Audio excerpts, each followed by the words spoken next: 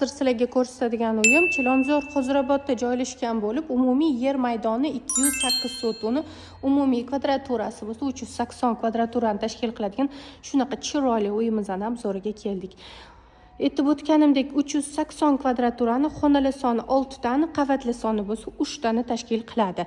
Hovlimizda kirgan yilda ikkita chetda shunaqa zeleniy zonalar mavjud. Bu yoq tarafda yozgi oshxona qilib qo'yishgan. Hozir remontdan keyingi tozalash ishlari sababli bitta sal bardak mavjud. Bu yoqda bo'lsa mashina uchun joy bor. Undan tashqari uyimizning tashqari qismida ham mashina uchun 3 ta mashinaga bemalol joy mavjud. Bu yoq tarafda bo'lsa, o'ng tarafda burchakda hovli uchun mo'ljallangan sanuzolimiz mavjud.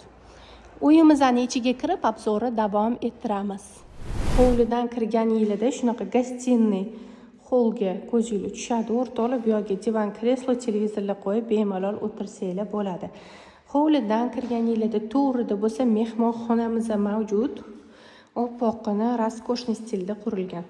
Uni yonida bo'lsa, birinchi qavatda ota-onalar uchun mo'ljallangan yotoqxona o'zini yuvinish xonasi bilan birgalikda va birinchi qavatdagi umumiy yuvinish xonasi. Albatta, hovlidan kirgan yilida chap qo'limizda oshxonamiz ham mavjud. O'zingizlar bitta baho berib ketasizlar.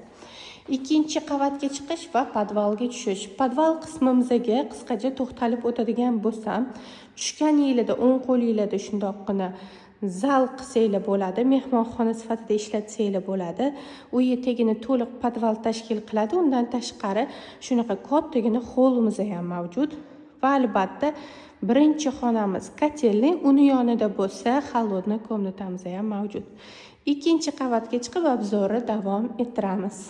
Ikkinchi qavatga ham chiqib oldik azizlar. Ikkinchi qavatda umumiy hisobda 4 ta yotoqxona, bulardan ikkitasi ota-onalar uchun mo'ljallangan yotoqxona hisoblanadi. Zinadan chiqqan yilida o'ng qo'lda birinchi ota-onalar uchun mo'ljallangan yotoqxona o'zini yuvinish xonasi va garderobnoy bilan birgalikda. Undan keyingi yotoqxonamiz ham xuddi birinchi qavatdagi ota-onalar uchun mo'ljallangan yotoqxonasiga o'xshab o'zini yuvinish xonasi bilan birgalikda. Uni yonida bo'lsa ikkinchi qavat uchun mo'ljallangan umumiy yuvinish xonamiz. Va u yoqdan balkonga qarab turgan yilida ikkinchi qavatdagi 3-yotoqxonaga ko'zingiz tushadi. Eng oxirgi yotoqxonamiz 4-yotoqxona hisoblanib, bu xonani xohlasanglar detskiy, xohlasanglar kattalar uchun mo'ljallangan yotoqxona sifatida ham ishlatishingiz mumkin.